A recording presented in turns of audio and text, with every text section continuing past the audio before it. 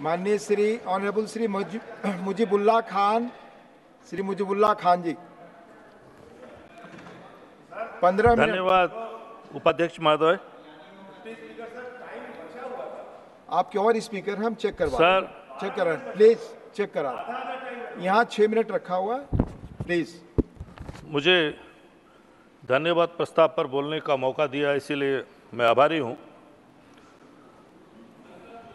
बीजू जनता दल के तरफ से मैं अपना पक्ष रखना चाहता हूं। सर, शुरुआत कहां से करूं ये तो मैं नहीं समझ सक रहा हूं, क्योंकि मैं जब राज्यसभा आया मेरा बहुत उत्सुकता था कि मैं बहुत कुछ सीखूंगा, बहुत कुछ जानूंगा। मेरा दुर्भाग्य है कि 2 साल कोरोना में निकल गया, बाकी 2 साल लड़ाई झगड़ा में निकल गया। मैं किसी भी पार्टी का नाम लेना नहीं चाहता। एक तरफ से कोई बोलता है तो दूसरे तरफ से कोई टोकता है। जैसा स्कूल्स में होता है, कॉलेज में झगड़ा होता है, ये वही चला है मेरे अध्यक्ष महोदय। तो हम लोग जो नया लोग आते हैं, हम लोग सीखेंगे क्या? बड़ा अजीब सा लगता है। देखते देखते कोरोना के साथ मिला के 4 साल निकल गया, 2 साल बड़ा मुश्किल से है। चलो, बोलने का तो मौका मिला, इसीलिए कुछ बोलूंगा। सबसे पहले मैं पूर्व प्रधानमंत्री अटल बिहारी वाजपेयी का एक कोट कहना चाहता हूं। उन्होंने कहा था, बड़े विश्वास के साथ कहा था कि भारतीय लोकतंत्र में सबसे बड़ी ताकत यह है कि राष्ट्र को राजनीति से ऊपर रखना चाहिए। ये बात सही है, लेकिन आज जो जमाना है, आज जो दिन है, राष्ट्र को राजनीति से ऊपर रखने का तो मैं तो कहीं पर देख नहीं सक रहा हूं। हर जगह राजनीति ऊपर रहता है। पहले जमाने में लोग राजनीति करते थे, ईमानदारी से राजनीति करते थे अध्यक्ष महोदय। आज जिसका कोई नीति नहीं है वही राजनीति करता है, बिना नीति के राजनीति। अध्यक्ष महोदय, कुछ भारतवर्ष के कुछ पुराने नेताओं के बारे में कुछ कहना चाहता हूं, जिन्होंने राजनीति किया, कैसे शालीनता से किया, कैसे सिंप्लिसिटी से अपना राजनीतिक जीवन पार किया। उनके बारे में थोड़ा बहुत जो जानता हूं मैं कहना चाहता हूं। उनमें से एक है चौधरी चरण सिंह जी, पूर्व प्रधानमंत्री। जब वो प्रधानमंत्री बने, मुझे जितना मालूम है, जो मैं जाना हूं, पढ़ा हूं, वो एक कृषक के भेष में, एक किसान के भेष में एक पुलिस स्टेशन में जाके पहुंचे और वहां कहे कि मैं एक रिपोर्ट लिखवाना चाहता हूं। तो उस पुलिस स्टेशन वालों को पता नहीं था जो ये भारत के प्रधानमंत्री है। वो बोला, कुछ पैसा निकालो फिर तुम्हारा रिपोर्ट लिखा जाएगा, क्योंकि वो किसान के भेष में थे। उनको बहुत देर तक बैठा दिया गया। फिर जब आगे चल के जब पता चला, धीरे धीरे सबको पता चला कि प्रधानमंत्री खुद आए हुए हैं, तो उनका क्या हालत हुआ होगा आप खुद समझ सकते हैं। वो किसान के भेष में जाने वाले प्रधानमंत्री थे। लेकिन आजकल जमाना बदल गया है, मैं और क्या कहूं आपको। कर्पूरी ठाकुर जी, वो कितने सरल नेता थे। उपाध्यक्ष महोदय, आप भी जानते हैं क्योंकि आप तो बिहार से आए हैं। मैंने सुना है कि 70s में, 70 के दशक में एक उपचुनाव हो रहा था रोहतक एरिया में, हरियाणा एरिया में। तो एक युवा नेता को बोला गया कि कर्पूरी ठाकुर जी ये चुनाव के प्रचार में रहेंगे, आप उन्हें दिल्ली से जाके लेके आओ। तो वो युवा नेता दिल्ली आके पहुंचे, बिहार भवन में कर्पूरी ठाकुर जी से मिले। कर्पूरी ठाकुर जी ने पूछा, गाड़ी उड़ी लाए हो? ये युवा नेता के पास गाड़ी कहां था, ये बेचारा तो बस में गया था। तो इन्होंने कहा कि नहीं सर मैं तो नहीं लाया हूं। तो बोला चलो मिल के बस में चलते हैं। बोला सर आपका गाड़ी नहीं है? कर्पूरी ठाकुर जी बोले नहीं मेरा गाड़ी नहीं है। वो ex chief minister of Bihar बस में चढ़ गए। वो बस में उस दिन ज्यादा भीड़ थी अध्यक्ष महोदय। बस में खुंदा खुंदी ठेला पेला ऐसा हो रहा था बहुत जोर से, जिसको हम उड़िया में ठेला पेला बोलते हैं। एक दूसरे को धक्का मार रहे थे। तभी ये जो युवा नेता ने कहा कि मैं किसी को बोल देता हूं कि एक्स चीफ मिनिस्टर है, जगह मिल जाएगा। वो बोले नहीं नहीं नहीं, नहीं कोई जरूरत नहीं है, मैं खड़े होके जाऊंगा। दिल्ली से रोहतक तक 70 किलोमीटर वो खड़े होके गए। और आप जानते हैं अध्यक्ष महोदय, वहां जाने के बाद क्या हुआ? 3 दिन का प्रचार में गए थे। तो वो युवा नेता ने उनसे पूछा कि सर आपका बैग उग लाया नहीं हो, आपका कपड़ा तो मैला लग रहा है, एक दिन हो गया, आप क्या पहनेंगे कल? वो बोले आप टेंशन मत लो, मेरे पास है। उन्होंने अपना कुर्ता उतारा तो अंदर और एक कुर्ता था। 3 कुर्ता पहन के गए थे एक साथ। वो बोले 3 दिन में 3 कुर्ता अंदर ही बदला दूंगा। तो वो मैला वाला कुर्ता अंदर पहने, जो साफ वाला ऊपर रखे। तीसरे दिन भी वही किए। वो युवा नेता चकमका गए। आपको जानकर खुशी होगी कि वो जो युवा नेता आज एक राज्यसभा सदस्य हैं, अभी भी फ्लोर में ग्राउंड में हमारे साथ बैठे हैं, वो होते हैं झांगड़ा जी। आप ही थे ना युवा नेता? बस, तो रामचंद्र झांगड़ा जी वो युवा नेता थे जो कर्पूरी ठाकुर जी के साथ गए थे। तो एक नेता एक्स चीफ मिनिस्टर 3 बार ड्रेस पहन के गए थे, 3 ड्रेस एक साथ पहन के गए थे। और आज के नेता लोगों को देखो, सुबह 1 12 बजे, 1 2 बजे, एक शाम को एक ड्रेस चेंज होता है। वो भी चेंज होता है जैकेट के साथ। मैं किसी का नाम नहीं लेना चाहता। कुछ बोला आपने, नाम लिया, उनको बोलने दीजिए, कंटिन्यू करने दीजिए। थैंक यू, धन्यवाद, धन्यवाद। बहुत स्पीकर हैं, सबको समय मिले, प्लीज बोलने दीजिए, प्लीज। 46 से अधिक स्पीकर हैं, काइंडली। तो अध्यक्ष महोदय, दूसरे नेता हैं हमारे उड़ीसा के नवकृष्ण चौधरी, जो चीफ मिनिस्टर थे। जैसे कर्पूरी ठाकुर जी सिंपल थे, वो भी बहुत सिंपल थे। नवकृष्ण चौधरी जी का परिवार, उनके बड़े भाई जो थे गोपबंधु चौधरी, उनकी जो पत्नी थी रमा देवी, मां रमा देवी के नाम से सब जानते हैं, वो महात्मा गांधी जी के साथ स्वाधीनता आंदोलन में जोगनी थी। नवकृष्ण चौधरी जी के जो पत्नी थी मालती चौधरी जी, वो संविधान सभा की एक सदस्य थी। उनका बेटा गोपबंधु चौधरी जी का बेटा मनमोहन चौधरी, जो 7 साल की उम्र में स्वाधीनता आंदोलन में योगदान करके जेल गए थे। काफी दिन तक वो जेल में थे, इसीलिए उन लोग वो बचपन से पढ़ाई नहीं कर सके, स्कूल का पढ़ाई नहीं कर सके उनका बेटा। लेकिन भविष्य में वो एक बहुत बड़े रिसर्च इन पदार्थ विज्ञान में वो रिसर्च करे, बिना पढ़ाई के, बिना स्कूल जाके। ये पूरा परिवार बहुत सिंपल सिटी में जीते थे। मैंने सुना है एक बार मुख्यमंत्री नवकृष्ण चौधरी जी ने, उनका पूर्ण बहुमत था विधानसभा में, उनका पूर्ण बहुमत था, लेकिन 2 सदस्य का मत भिन्न था। बहुमत था उनका, लेकिन 2 सदस्य का मत भिन्न था। माने वो नवकृष्ण चौधरी जी को कुछ चीज के लिए अपोज कर रहे थे। वो बोले अगर एक भी सदस्य मेरे को अपोज करेगा तो मैं मुख्यमंत्री नहीं रहूंगा।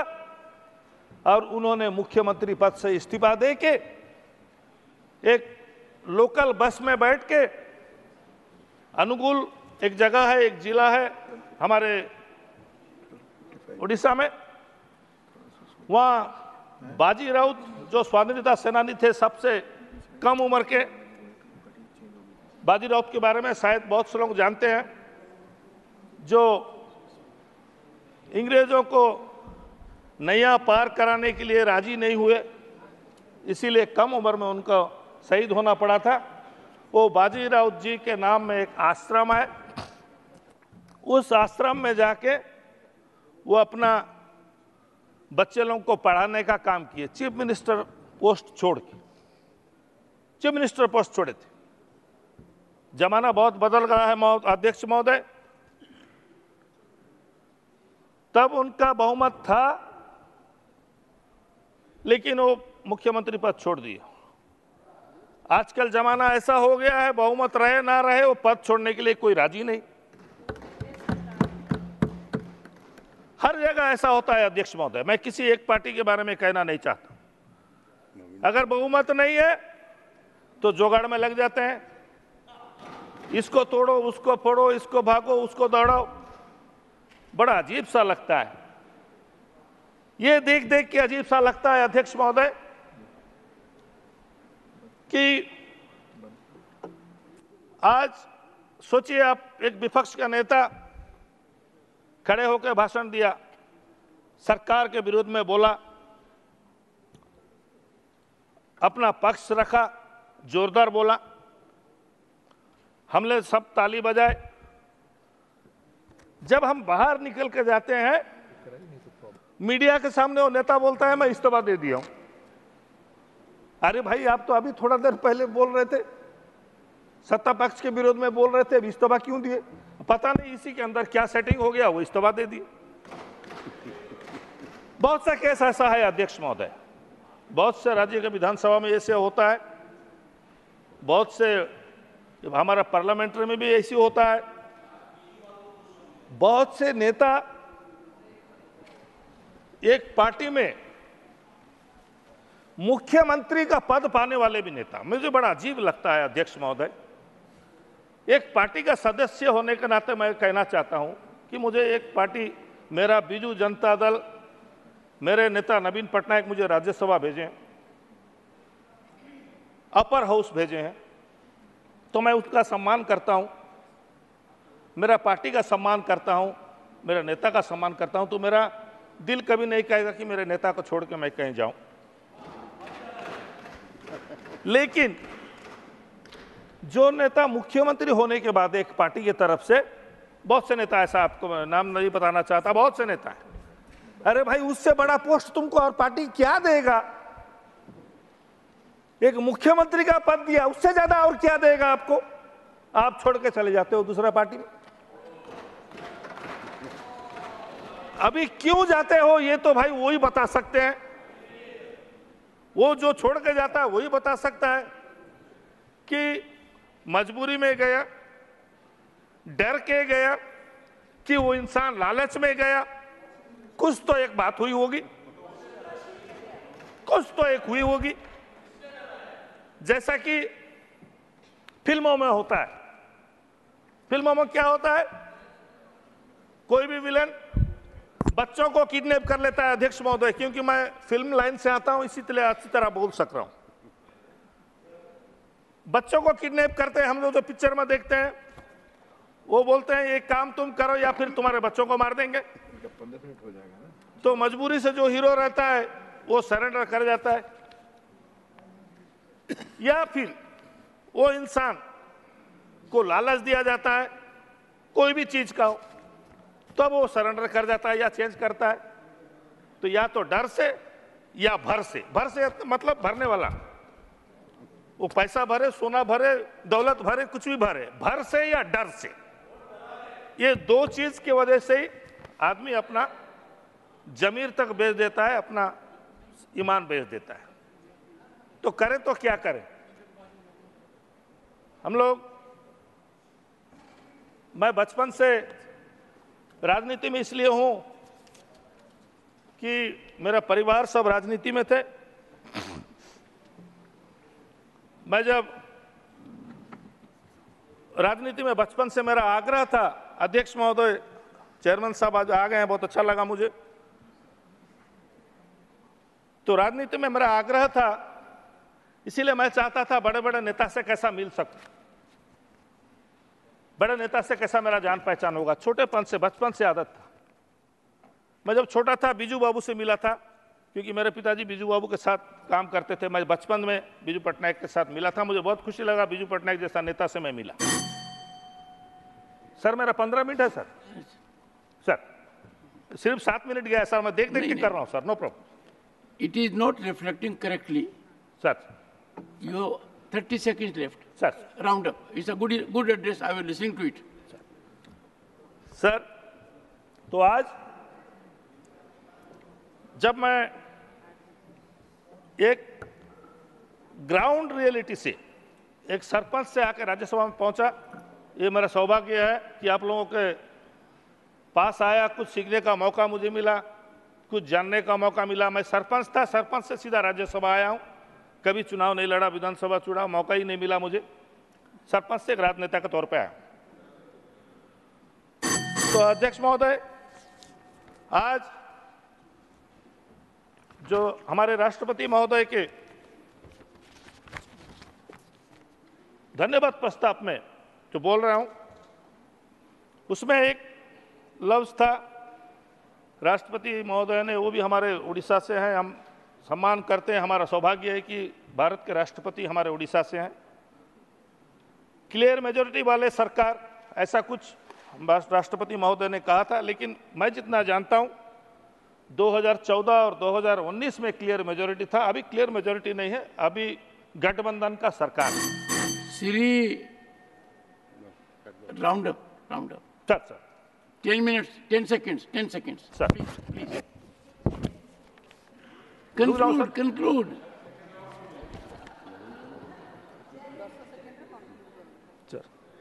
सर 15 मिनट और है सर। Sir, सर ठीक। don't look at that. At the आदिवासियों moment, के it लिए, has to be corrected. आदिवासियों के लिए हमारे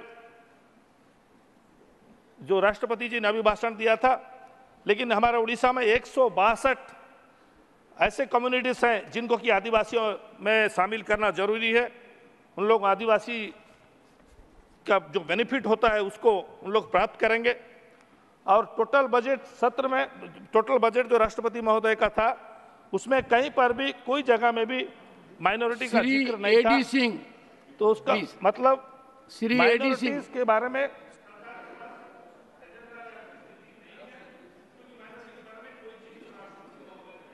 Sri A.D. Singh.